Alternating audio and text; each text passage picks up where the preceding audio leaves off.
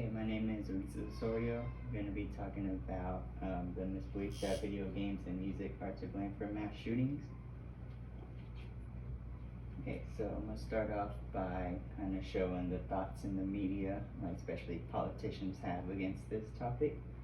So, House Minority Leader Kevin McCarthy is a pretty important politician, so a lot of people kind of, go with what he has to say. So, he says that what fuels shootings is video games because they dehumanize individuals.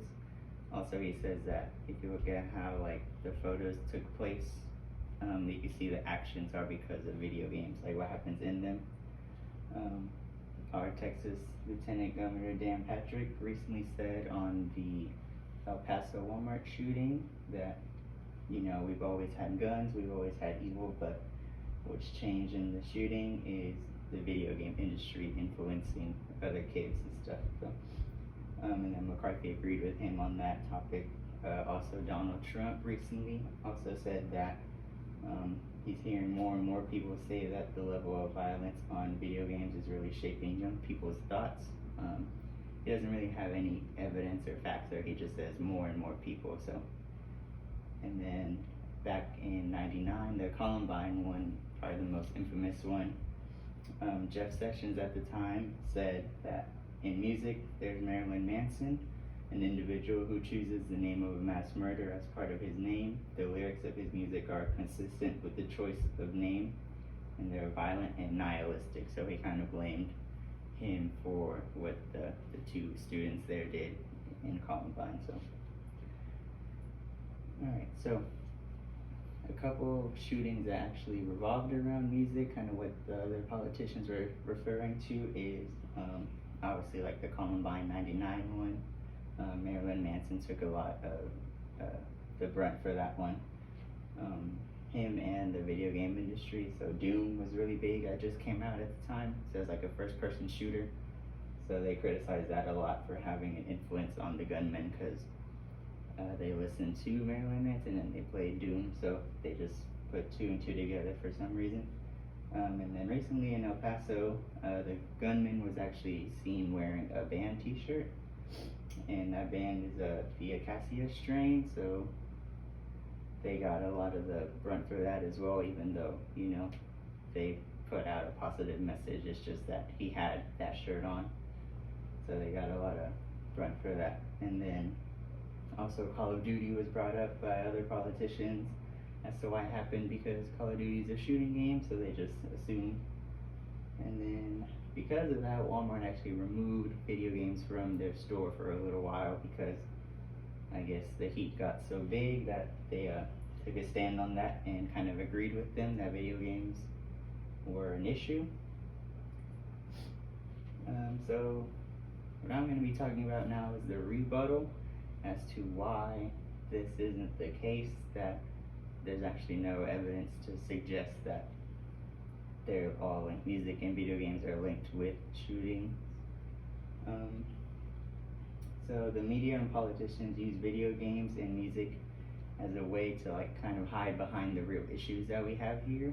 They just kind of use that as a smokescreen to get other people's attention while they're watching the news, and most people buy it actually. Because the big topic I have is, video games are sold all across the world, so why is this only happening here if it's really only video games and music that are the cause of our shootings?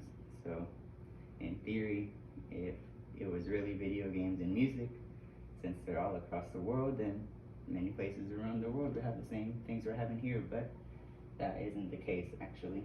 It's only an American thing for the most part. And then there's a lot of scientists and researchers that actually conduct studies, even psychiatrists and everything, that say there's little to no evidence to conclude that linking shootings with video games and music is just not plausible.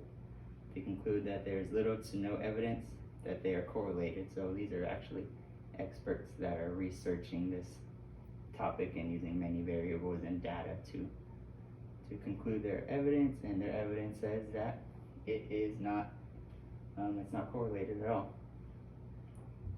And then a quote is researchers have extensively studied whether there's a cause between link in video games and violent behavior, and there's a very broad agreement that no such link exists. So again, that's a professional saying that. And then Chris Ferguson, which is actually a psychologist at a university, he said that the evidence was clear that violent video games is not a risk factor for serious acts of aggression, and neither are violent movies or other media. So again, just proving that it's not really a link there, just something politicians throw out there because kind of a smoke screen, really. He also says, this really interesting quote, is the data on bananas causing suicide is about as conclusive, he said. So the numbers literally don't work out. So that just proves that there's no link there. And then to even add on top of that, even our Supreme Court, the ruling court in our nation, said that they ruled that video games don't relate to shooting. So you have professionals, you have the ruling court, the Supreme Court all agreeing. So that's pretty strong there. So in conclusion, despite all our leaders kind of saying that video games and music are tied to these shootings, there's really no correlation to suggest that. And then musicians such as Marilyn Manson should not be scapegoated because of what these politicians try to tie to him, or the Cassius Strain or any other band, because for the most part, I listen to a lot of rock music and metal music, and for the most part it's pretty positive. Actually put a lot of like friendship and coming together. So it's not really fair that just because it sounds different and you think it sounds like disturbing or something, that you just associate it with these type of things like shootings, because for the most part they're pretty positive. And the video game industry is also facing a lot of backlash, which I think is ridiculous, just because it's just a form of entertainment, just like a movie, a TV show. It's just, you sit down, you watch it, you play the game for a little bit, and you go on your day. It doesn't impact you in a way like that, where then because you played a game, then you're gonna go commit a crime or something.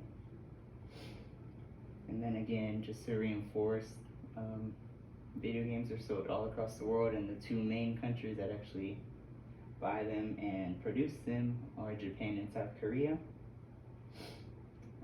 So if video games really were the cause of shootings, then theoretically, in Japan and South Korea being the two main ones, there would be the highest one on the list of violence and shootings and things like that.